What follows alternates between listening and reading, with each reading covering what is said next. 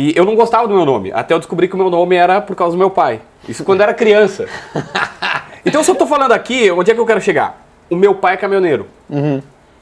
E eu viajava com ele ouvindo principalmente duas rádios. Gaúcha e Bandeirantes. Ouvia muito Sala de Redação, aquela trilha antiga do Sala de Redação, ou depois, o próprio Atualidades. Os caras que eu trabalho hoje eu ouvia no rádio. Eu era muito gurizinho. Então eu viajava pra caramba. Meu pai é caminhoneiro e eu adorava viajar com ele. E eu ouvia as notícias do Grêmio, do Inter. E eu sempre fui um pouquinho comentarista, ou pelo menos eu sempre quis. Eu lembro que o meu pai, quando mais velho um pouquinho, brigava comigo, dizia assim, tu tá falando igual os caras do rádio. Eu disse assim, meu sonho. Sabe, eu pensava assim, ele... Consegui! Exatamente. E eu achava isso maravilhoso. Então eu sempre quis. Mas eu sou de uma cidade Onde é que é? Capivari do Sul. Capivari É do indo Sul. pra Cidreira, né? 040. Tá. Na verdade, eu nasci em Osório, porque ninguém nasce em Capivari do Sul de tão pequeno que é. Uma não cidade deve de ter hospital. 3.500, não tem nada. Sim. Então eu sou de Osório, mas nascido em Osório, criado em Capivari. Quando eu chego numa maioridade, eu faço o vestibular para educação física porque era o que tinha em Capivari. No dia 17 de dezembro de 2006. Tu lembra que dia é esse? É, o Inter ganhou, né? É isso? Eu fiz na hora do Mundial do Inter, eu fiz o vestibular. para educação física. Ah, mas essa faculdade, desculpa, mas ela não tinha nenhuma sensibilidade. Meu, eu vi praticamente todo o primeiro tempo do jogo. Porque esse jogo não mexe ao Colorado, Não, mexia todo comigo mundo, também. não, tipo, todos os caras. Imagina, educação física, qualquer pessoa que fosse fazer. E aí, quando a gente saiu do barzinho na frente da faculdade lá, o reitor tava na porta, assim, todo alegre, completamente sem noção. Colorado. Meu, hã? Colorado, no Não, mínimo. mas nem tinha começado. O jogo tava no intervalo. É, assim. porque era de manhã. Cara sem noção, tinham pedido pra mudar e ele não quis. E aí, meu, passaram os caras, não sei quem são, xingaram ele, mas falaram tudo quanto era palavrão, mas meteram o dedo na cara do reitor. E eu ali focado, porque eu disse, não, eu preciso, sou de Capivari, eu preciso ter um futuro na vida, eu preciso sair. Então, o jeito era a faculdade de educação física. Mas eu sempre gostei de jornalismo. E aí eu fiz. Tem várias histórias. Teve um cara que assinou o nome, assim, começou a fazer do lado e disse, não vou conseguir. Mas evidente, Saiu. mano, que Colorado que vai... E Mas, saiu desculpa, e tal. faculdade, não sei nem o nome, mas assim, faculdade... Eu não quero falar o nome da faculdade porra, aqui, mas é um dia antes, um dia depois, né, cara? Exatamente. Não, à tarde. É, Qualquer fazer coisa, tarde, cara. Mas não teve jeito. Mas, enfim. Fazer um programa Só só que pra aí eu debater pensava- esses Hã? caras. Fazer um programa só pra conseguir entender o que esse cara fez. Aí eu só pensava o seguinte, cara, meu futuro depende disso, eu preciso, sou de Capivari, eu preciso focar aqui, tal. E aí, várias coisas, foguetório na rua, ninguém sabia nada e tal. Eu fui saber que o Inter era campeão, depois quando eu dobrei a esquina, a cidade tava vazia, assim, aí se abriu um clarão vermelho, assim, eu falei, o Inter foi campeão. Aí eu fiquei sabendo que o Inter era campeão. Que merda. E tudo bem, mas vamos lá. Aí eu começo a educação física, como eu adorava rádio, tem um cara que infelizmente já nos deixou há pouco, seu Pancaço, que é meu vô do coração, lá de Osório. Todos os caras conhecem, o Vaguinha conhece. Sim, porque Osório tem o Wagner Martins, Felipe Gamba, acho que o Benfica, né? Os dois Benfica, o Diori Vasconcelos, o Bruno Flores, que agora tá na Grenal. Olha aí, cara. O Gutierrez Santos da Guaíba. Mas nós temos que dar uma olhada nessa cidade aí, tá um Tem, problema isso Osório, aí. Osório é fenômeno. E aí, o vô Pancasso me chama ele dava aula numa escolinha pra eu ajudar lá na preparação física dos gurizinho, e eu ajudei. E aí tinha um campeonato que foi transmitido pela Rádio Osório, e ele me indicou pra um cara chamado Elias Silveira. Ele disse assim, tu quer trabalhar em rádio? Quero. Pô, meu sonho. E ele disse, vai lá amanhã. Eu fui às 7h30, 8 da manhã, ele me atendeu meio-dia. Fiquei lá sentado no sofá. E ele me botou na mesa de áudio. Uma semana depois eu fui pra um jogo entrevistar a torcida. Um mês depois eu tava aqui. Tava aqui no... Tava aqui fazendo jogo. Fazendo jogo tá. Aqui. Aí chamei a atenção aqui dos caras, fazendo reportagem e tal. Aí até que um dia eu tô lá na rádio assim, e aí toca o telefone. O cara que hoje é meu melhor amigo.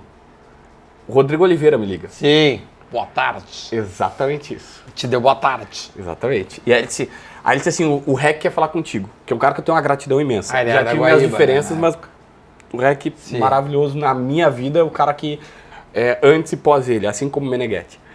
E aí ele disse assim, o REC quer te dar uma cantada para trabalhar aqui. O REC quer te dar uma cantada para trabalhar. Você tem disponibilidade? Aí daí eu falei, acertei, vim. E aí eu fiquei na Guaíba, fiquei um tempo na Guaíba, fui na minha visão, bem, mas tive vários erros Tá, também. mas tu moleque te muda pra Porto Alegre. 18 para 19 anos. É foda sair da cidade. Cara, e eu morava num quarto. Eu morava na rádio, na verdade. Quem é da época, vários caras, Igor Povo, que hoje tá no Grêmio e tal, Sim. são caras que são meus irmãos. Sabe, eu morava num quarto. Eu alugava um quarto do lado da rádio. E eu morava lá. Centrão, lá na Calda Júnior. Exatamente. Eu descia, o prédio era colado com a rádio, assim. E eu descia, eu ia. E eu trabalhava 24 horas por dia, eu não tinha internet em casa. Então, pra eu ter internet, eu ia lá. E eu ficava lá o tempo todo. Então, faltava um repórter, ia eu. Faltava no que, ia eu. Eu trabalhava pra caramba. Mas isso é bom pra uma formação de profissão, né? Tu Ótimo, piar, não. tipo, encarar qualquer desafio. Tchê, chama o guri lá, vem. E papai tá sempre bem. Ah, e aí então, pra te formar foi bom. Exatamente. E aí tinha, assim, jogo de Libertadores, o Inter campeão, depois viagem por gauchão. Depois o afora. Grêmio foi em Libertadores também, em 2007 já. Tu já Exatamente, devia tá aí trabalhando. Só que aí tá, cara, não vou dizer que eu fiz tudo certo, óbvio que eu fiz muita coisa errada, era jovem, achava que eu podia...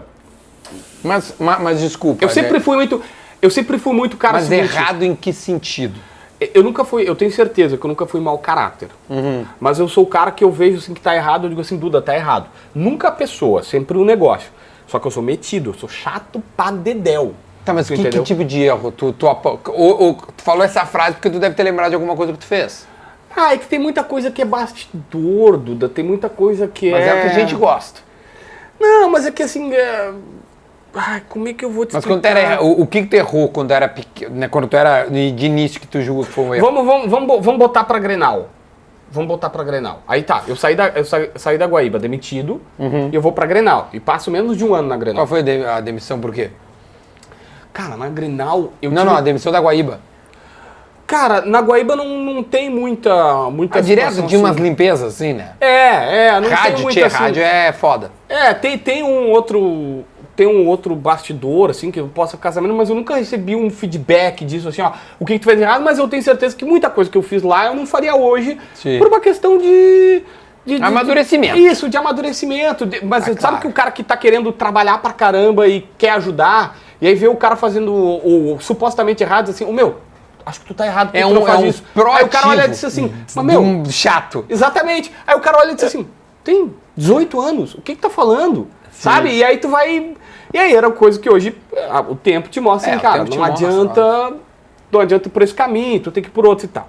Aí fui pra Grenal. Aí na Grenal, foi bem mais difícil. Era uma rádio que tava começando, recém tinha trocado o nome de Jornal Sul pra Grenal.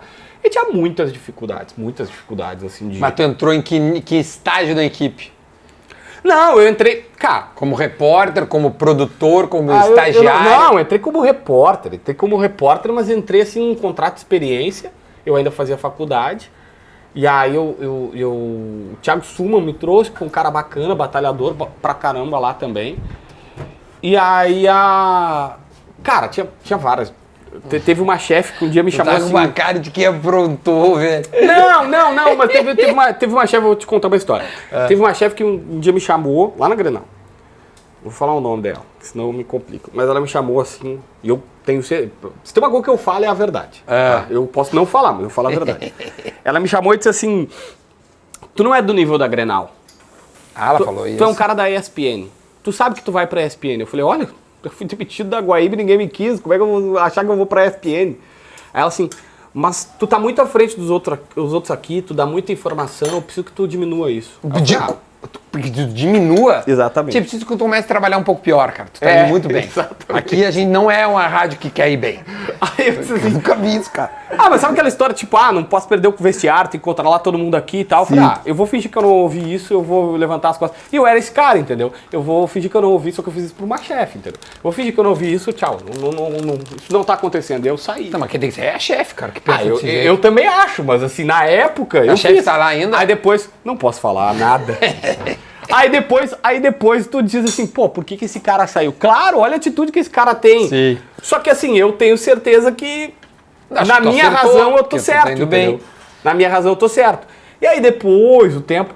E aí que tu fala o seguinte, quando eu saí da Grenal... Opa. Pra nós comendo. Quando eu saí da Grenal...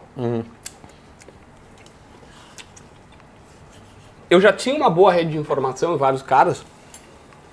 E um cara foi muito importante. o assessor do Roger. O Roger era auxiliar do Grêmio, um Flávio Dias.